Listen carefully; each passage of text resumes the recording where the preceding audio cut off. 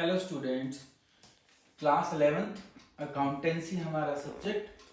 क्योंकि business study का मैंने पूरा सिलेबस अपनी चैनल पर डाल रखा है, उसका जितना इस साल का कोर्स है वो सारा ऑलरेडी अपडेटेड है हमारे चैनल पर। अकाउंटेंसी में हम जो है अदर सब्सिडरी बुक पर हैं और उसमें आज का जो हमारा इस वीडियो का कंटेंट है वो सेल्स बुक है। तो आज हम सेल्स बुक को करेंगे कि सेल्स बुक हम कैसे बनाते हैं, सेल्स बुक क्या होती है। जैसे इससे पिछली जो वीडियो थी हमारी उसमें हमने परचेज बुक को समझा था कि परचेज बुक जो हम बनाते हैं उनको क्यों बनाते हैं और किस बेस पर बनाते हैं। ऐसे ही आज हम सेल्स बुक को समझेंगे। तो उसका कंसेप्ट सेल्स बुक, फिर उसका फॉर्मेट एंड प्रैक्टिकल क्वेश्चन। तो शुरुआत जो हम करते हैं वो कंसेप्ट से करते हैं। तो सेल्स बुक का मतलब देखिए, हमने सबसे पहले सब्सिडरी बुक में कैश बुक बनाना सीखा, जहां हमने देखा कि जितनी भी कैश से रिलेटेड ट्रांजेक्शन है वो वहां चली गई।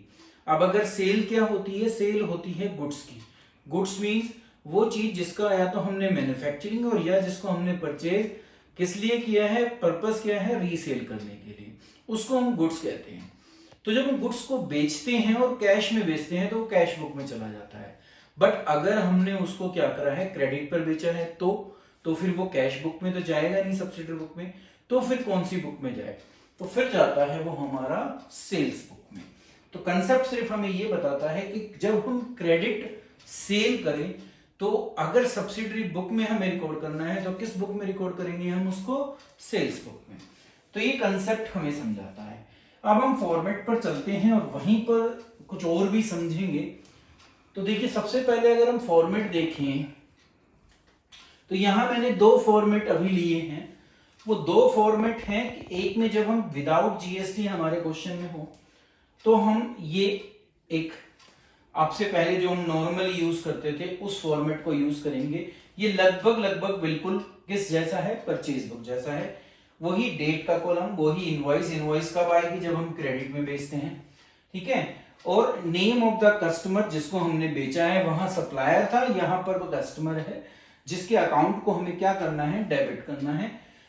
डिटेल का कॉलम होता है, जैसे अगर एक से ज्यादा आइटम्स हैं तो वो सारी आइटम लिखी जाती हैं, उस पर ट्रेड डिस्काउंट है तो वो शो किया जाता है डिटेल में। और फिर जो नेट अमाउंट आता है वो हम कहां लिख देते हैं, अपने अमाउंट के कॉलम में। और सेल्स बुक का जो सेल्स अकाउंट कहीं उसका बैलेंस कौन सा होता है, क्रेडिट। तो लास्ट में जब हम टोटलिंग करते हैं तो उसके सामने हम सेल्स अकाउंट और क्रेडिट लिख देते हैं।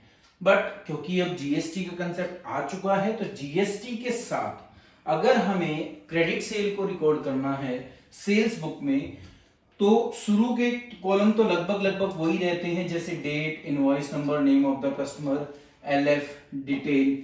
यहां तक के कॉलम तो वही हैं जो इस फॉर्मेट में थे। बस जो ये अमाउंट का कॉलम है ये चेंज हो जाता है, क्योंकि अब अमाउंट में क्या क्या इंक्लूड है, कॉस्ट जिसका मतलब जितने में हम सेल कर रहे हैं।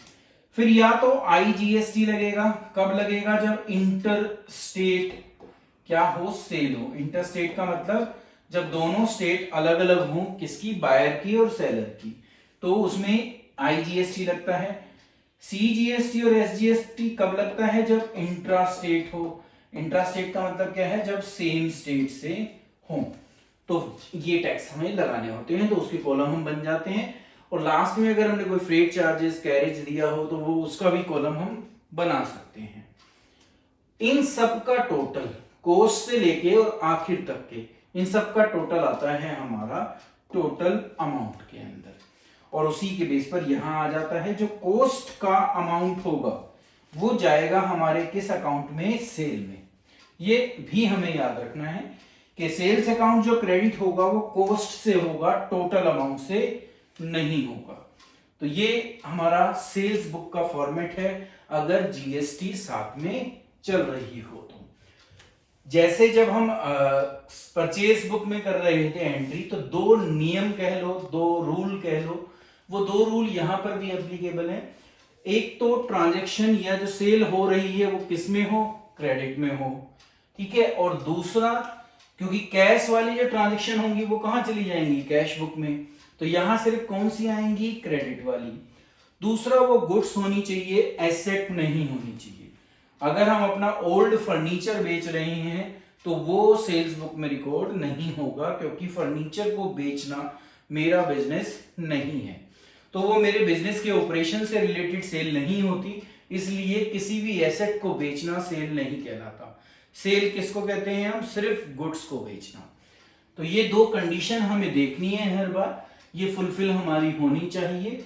क्या क्या है कि एक तो क्रेडिट में हो गुड्स की सेलिंग, और दूसरा गुड्स की हो, एसेट नहीं हो।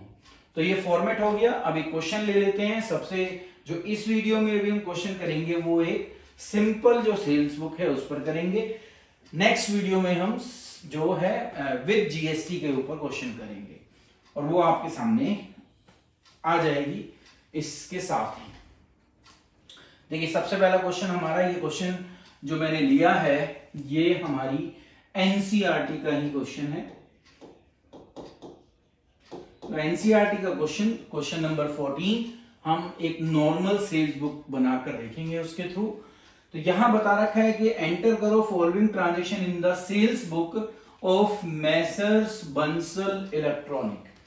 तो ये उस व्यक्ति का नाम है जिसकी बुक में हमें रिकॉर्ड करनी है ट्रांजैक्शन। तो हम उसका नाम लिख लेंगे सबसे पहले।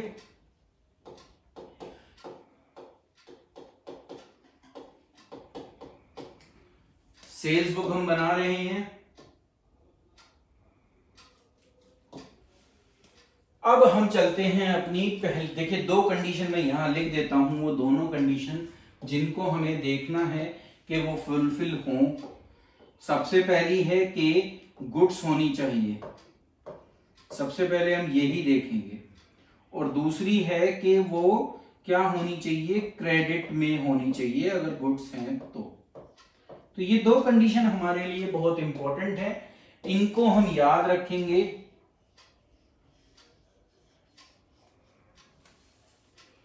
ये हमारे लिए इंपॉर्टेंट कंडीशन है, और ये हमें जब हम यहां एंट्री करेंगे तो हमें याद रखनी है कि वो गुड्स होनी चाहिए और क्रेडिट में होनी चाहिए।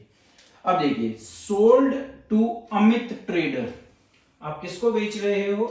अमित ट्रेडर को गुड्स बेच रहे हो, और बिल नंबर दिया हुआ है 4321। क्या बेच रहे हो? देखियो radio, black and white TV बेच रहे हो, ठीक है। यहां ये ट्रांजैक्शन एक अलग ट्रांजैक्शन है, यहां वाली ट्रांजैक्शन इसको अलग से देखेंगे, क्योंकि यहां लिखा है sold to Arun electronic, that's means ये अलग से है, बिल नंबर भी यहां पर अलग दिया हुआ है। तो पहली ट्रांजैक्शन हमारी इतनी। तो देखिए बेचने की जो चीजें हैं वो इलेक्ट्रॉनिक से संबंधित है, दैट्स मींस वो गुड्स हैं। पहली कंडीशन फुलफिल हुई। अब क्योंकि नहीं बताया कि कैश में है, तो हमारी ये वाली ट्रांजैक्शन या ये कंडीशन भी फुलफिल होती है कि वो किस में है? क्रेडिट में। तो हम इसको रिकॉर्ड कर सकते हैं। सबसे पहले हमने लिखा हुआ है नेम ऑफ द कस्टमर, तो हम सबसे पहले कस्टमर का नाम लिख लेंगे। तो नाम क्या है? अमित ट्रेडर। तो आप यहां लिखेंगे अमित ट्रेडर, और इस एंट्री को रिकॉर्ड कर देंगे। क्या एंट्री है? एक तो देखिए ईयर लिखना है सबसे पहले आपको 2014, फिर सितंबर मंथ, और फिर वो डेट जिस डेट को की है, मतलब कि फर्स्ट डेट ये लिखी हुई। अब क्या क्या हमने सेल किया है? 20 जो है पॉकेट रेडियो सेल की है, और पॉकेट रेडियो जो एक है वो 70 पर रेडियो है। तो इस बेस पर अगर हम डिटेल में अमाउंट निकालें तो वो आता है 1400। दूसरा देखें तो 2 टीवी सेट हमने जो ब्लैक एंड व्हाइट है वो सेल किए हैं एट द रेट ऑफ 800 पर टीवी सेट। तो इस बेस पर देखें तो 1600 का हमारा अमाउंट किसका आता है? टीवी सेट का।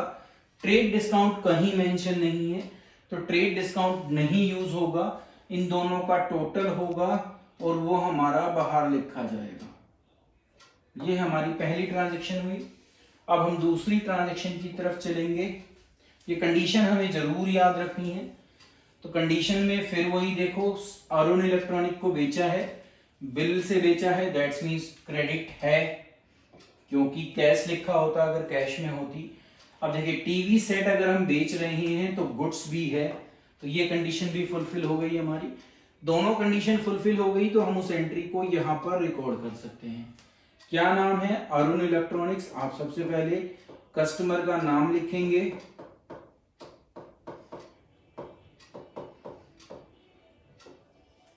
फिर जो जो उनको बेचा है, आपने 5 टीवी सेट बेचे हैं, 20 इंच के हैं वो, और कलर है, कलर के लिए सी बना रहा हूं, और एट द रेट ऑफ 3000 है।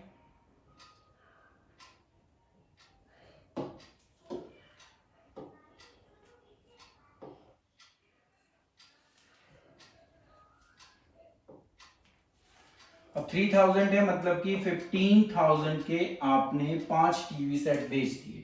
अब 2 टीवी सेट हैं, ये 21 इंच के हैं और ये भी कलर है, सी बना रहा हूं उसके लिए, और ये बेचे हैं 4800 पर टीवी सेट। इससे इसको मल्टीप्लाई अगर हम करते हैं 9600 आता है। फिर ट्रेड डिस्काउंट मेंशन नहीं है तो आप फिर इसका टोटल करेंगे और बाहर डाल देंगे।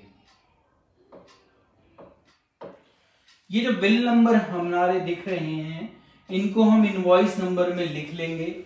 जैसे यहां है 4321 और यहां है 4351। अब नेक्स्ट एंट्री पर चलते हैं जो सितंबर 22 को है। हांडा इलेक्ट्रॉनिक को आपने गुड्स बेची हैं, फिर बिल नंबर है तो क्रेडिट है। टेप रिकॉर्डर इलेक्ट्रॉनिक्स है तो ऑब्वियसली है, गुड्स भी है, तो ये एंट्री भी हमारी जो है यहाँ पे रिकॉर्ड करने की है। तो हम यहाँ अब नेक्स्ट डेट डाल देंगे 22, बिल नंबर है 4399। किसको बेचा है आपने? हांडा इलेक्ट्रॉनिक्स।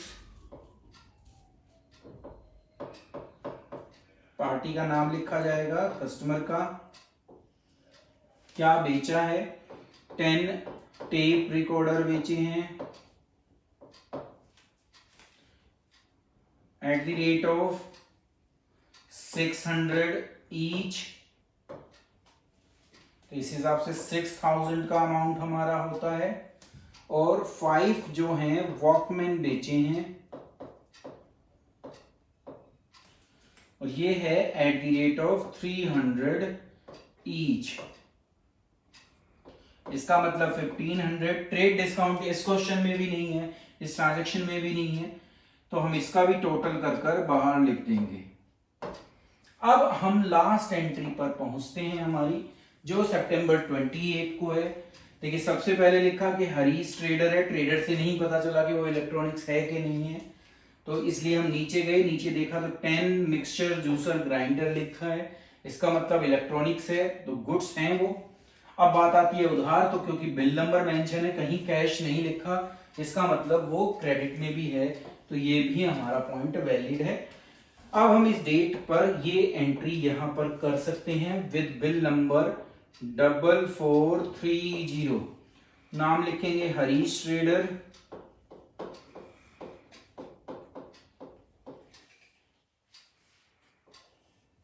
क्या बेचा है इसको? 10 मिक्सचर जूसर ग्राइंडर। ग्राइंडर को पूरा लिख लेते हैं, अभी स्पेस है हमारे पास। Eight 800 each. 10 है तो 8000। अब डिटेल में मत लिखिए क्योंकि और कोई अमाउंट है नहीं, ट्रेड डिस्काउंट नहीं है, तो आप सीधा बाहर लिख सकते हैं। बस अब अगला काम क्या है, आपका इसका टोटल करना है और सेल्स अकाउंट के सामने लिख देना है। इस तरीके से हमारा जो है हम सेल्स बुक में ट्रांजैक्शन को रिकॉर्ड कर सकते हैं।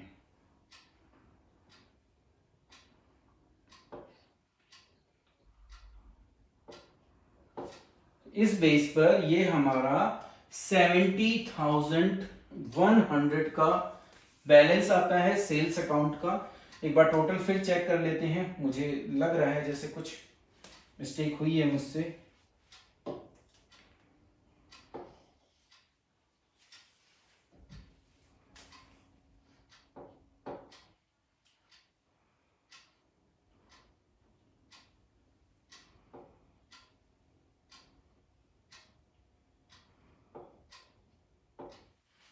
वो मैंने 30,000 ले लिया था, इस वजह से मुझे लग रहा था कि जैसे मिस्टेक हो गई है।